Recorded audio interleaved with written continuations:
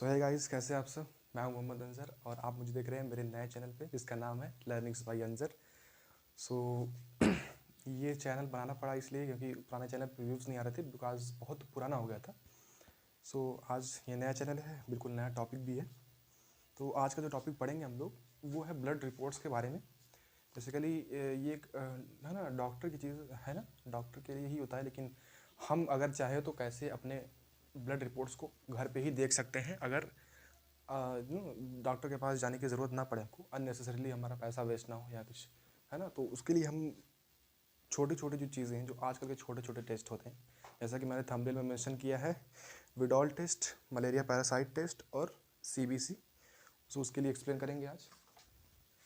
तो ये है ब्लड रिपोर्ट, एकदम फ्रेश न्यू, है ना। तो इसमें है सीबीसी, देख सकते हैं आप लोग, हेमाटोलॉजी, और इसके पीछे भी है सेरोलॉजी के बारे में भी, यानी स्टडी ऑफ सीरम। तो इसको पढ़ते कैसे हैं, तो समझते कैसे हैं, आइए समझते हैं वीडियो के माध्यम से। तो ये एक टर्म लिखा मैंने हेमाटोलॉजी, उससे पहले पैथोलॉजी को समझने की ज़रूरत है। पैथोलॉजी बेसिकली एक ब्रांच ऑफ साइंस हम कह सकते हैं, जिसमें हम स्टडी करते हैं ब्लड और ब्लड रिलेटेड डिजीज़ का, उसको हम लोग पैथोलॉजी के अंदर समझते हैं। हेमाटोलॉजी, हीम मतलब जब भी कोई वर्ड आ जाए हमारे पास, हीम मतलब जब भी कोई वर्ड आ जाए तो मतलब कि वो ब्लड से रिलेटेड कोई चीज़ है ना, वो ब्लड से रिलेटेड कोई चीज़ है। तो हेमाटोलॉजी के अंदर हमारा जो मेन टेस्ट होता है वो होता है सीबीसी। सीबीसी को हम बोलते हैं कलेक्टिव ब्लड काउंट, या हमारे ब्लड के अंदर जितने भी सेल्स हैं उनका कितना नंबर प्रेजेंस है बॉडी में एट द करेंट टाइम, तो उसको हम लोग सीबीसी के अंदर पढ़ते हैं। सो एक एक फॉर्मल कह सकते हैं कि किस तरह से एक ब्लड रिपोर्ट बनाई जाती है, उसके बारे में देखते हैं। ब्लड रिपोर्ट में पहले मेंशन होता है, एक सेकेंड,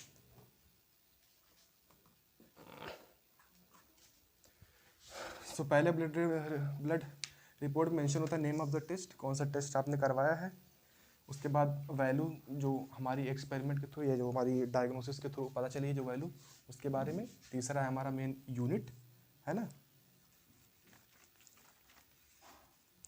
मैंने गलत लिख दिया था,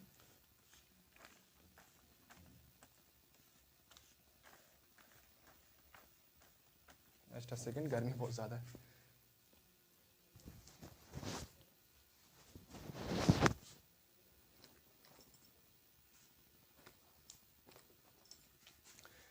सो एक ब्लड रिपोर्ट्स में फॉर्मल ब्लड रिपोर्ट को कैसे हम लोग देखते हैं। देखिए पहले देखो वो मेंशन किया जाता है नेम ऑफ द टेस्ट, कौन सा टेस्ट आप करवा रहे हैं। After that haematology and CBC के बाद उसके बाद होता है वैल्यू ऑब्जर्व, कितनी वैल्यू जो है ऑब्जर्व हुई है during the diagnosis, during the blood test. उसके बाद यूनिट होता है, यूनिट उतना हम लोग इंपॉर्टेंस नहीं देते हैं, है ना। उसके बाद होता है रेफरेंस वैल्यू या नॉर्मल वैल्यू। मेन हमारे पास क्या है, वैल्यू जो हमने डायग्नोसिस के बाद पाई है, जो वैल्यू हमने ऑब्जर्व की है, और रेफरेंस वैल्यू तो नॉर्मल वैल्यू है, उसका कंपैरिजन करके हम ये पता कर सकते हैं कि बॉडी में कौन सी चीज़ की कमी है ना, कौन सा सेल कम है।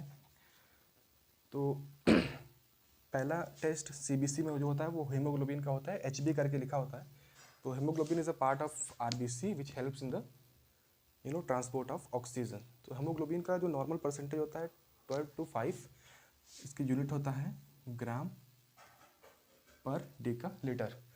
सो 12 से 15 ग्राम पर डेका लीटर अगर आपके बॉडी में प्रेजेंस है तो आपको हेमोग्लोबिन की कमी नहीं है। अगर उससे थोड़ा सा कम होगा, मान लीजिए किसी को थोड़ी सी बीमारी वगैरह है, तो मान लो 9 आ जाएगा या 8 आ जाएगा, है ना। तो इस तरह से आप देख सकते हैं कि आपकी बॉडी में हेमोग्लोबिन की कमी है या नहीं। दूसरा हमारे पास होता है TLC. TLC is the total leucocyte count. Total leucocyte count का जो हमारा नंबर होता है वो 4000 to 11000 पर micro litre of the blood, है ना। 4000 से 11000 पर माइक्रो लीटर ऑफ ब्लड, एक माइक्रो लीटर ऑफ ब्लड में 4000 से 11000 टीएलसी प्रेजेंस होते हैं, है ना। There is 4000 to 11000 number of total leucocytes present in 1 micro litre of the blood.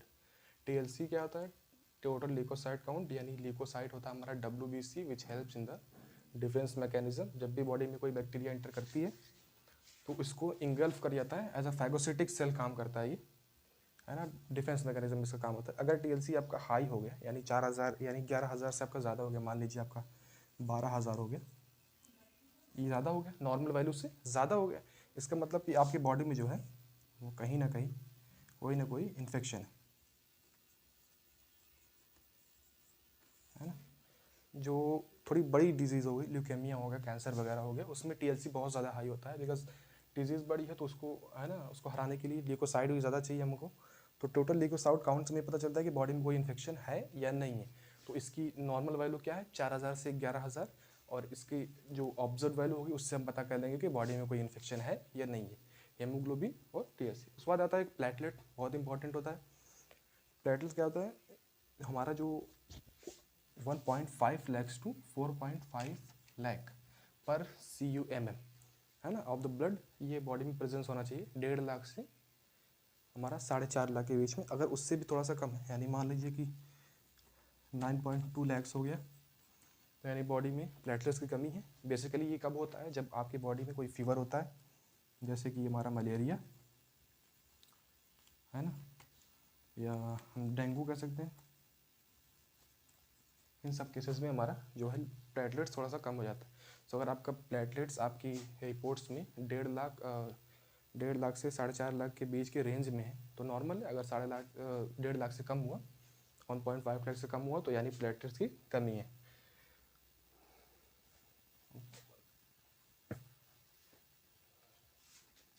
Number 4 था आरबीसी। आरबीसी 3.5 to 5.5 थाउजेंड पर माइक्रोलीटर, यानी 3,500 से 5,500, सॉरी थाउजेंड में नहीं होता, ये मिलियन में होता है ना। 3.5 मिलियन से 5.5 मिलियन पर माइक्रोलीटर ऑफ ब्लड में प्रेजेंस होना चाहिए, है ना। आरबीसी का ये नॉर्मल वैल्यू है, इससे थोड़ा सा कम हो यानी आपकी बॉडी में जो है रेड ब्लड सेल्स की कमी है ना, लाल खून की कोशिकाओं की कमी है। सो ये एक रेफरेंस वैल्यू हमको ये दी रहती है हर रिपोर्ट, है ना। बस हमको देखना है कि रेफरेंस वैल्यू से हमारी वैल्यू ज़्यादा है, जो हमने डायग्नोज की है ज़्यादा है या कम है, उसके बेसिस पे हमें ये पता चल जाएगा कि हमारी बॉडी में कोई डिसऑर्डर, कोई डिजीज़ है ना, है कि नहीं है। सो ये रेफरेंस वैल्यू है, ये वैल्यू ऑब्जर्व है। यूनिट सेम दी रहेगी, जो यूनिट इसकी रहेगी वही यूनिट इसकी रहेगी, ठीक है। सीबीसी में यही ज़्यादा इंपॉर्टेंट होते हैं, और भी होते हैं लेकिन सीबीसी में फ़िलहाल इतना ही, है ना। एक चीज़ और है आपकी,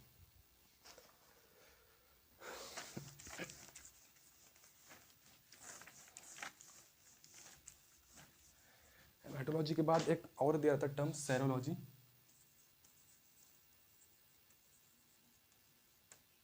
देखिए haematology is the study of the whole blood. Serology में क्या होता है, ब्लड में, ब्लड से अगर हम लोग उसके सेल्स को निकाल दें, यानी आरबीसी डब्ल्यूबीसी वगैरह को, तो वो बन जाता है सीरम। और सीरम की एनालिसिस करके हमें डिजीज़ का पता चलता है कि कौन सी बैक्टीरिया या कौन सा वायरस जो हमारे सीरम में प्रेजेंस है। इसके लिए हमें 2 टेस्ट मैंने मेंशन किए थंबनेल में। एक होता है MP, MP means malaria parasite,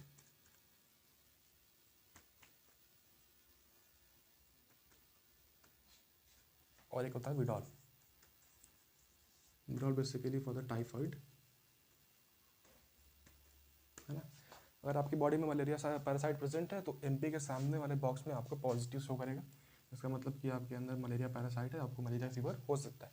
विडॉल test is caused by due to the typhoid salmonella typhi, एक बैक्टीरिया होती है, उसके थ्रू होता है। अगर आपकी बॉडी में बैक्टीरिया प्रेजेंट है तो आपके विडॉल टेस्ट के सामने पॉजिटिव है ना। उसकी कुछ वैल्यू होती है, कम ज़्यादा भी होता है ना। लेकिन अगर वो पॉजिटिव आ रहा है तो यानी आपको टाइफाइड है, अगर वो निगेटिव आ रहा है तो आपको टाइफाइड नहीं है। सेम केस एमपी में भी, मलेरिया पैरासाइट में, ठीक है। तो ये आपका सेरोलॉजी में आता है। और भी टर्म्स आते हैं, है ना, जैसे रीनल एनालिसिस में भी आता है किडनी के लिए, है ना। तो ये चीज़ हो गई एमपी, मलेरियल पैरासाइट, विडॉल टेस्ट, और इससे पहले बताया सीबीसी। सो इतना ही थंबनेल में मेंशन था, और इतना मुझे लगता है मोर देन इनफ है। अगर जानने की ज़रूरत आपको है, कोई पूछ लिया कभी, या डॉक्टर नहीं मिल पा रहे हैं ना, या आपने से टेस्ट करवा लिया, तो आप इस तरह से पता कर सकते हैं कि आपकी बॉडी में किस चीज़ की कमी है, या कौन सा फीवर है, एटलीस्ट ये तो पता चल जाएगा, ठीक है। सो ये था आज का कह सकते हैं फैक्ट या नॉलेज, जो भी समझ लें आप। So that's all, thank you so much.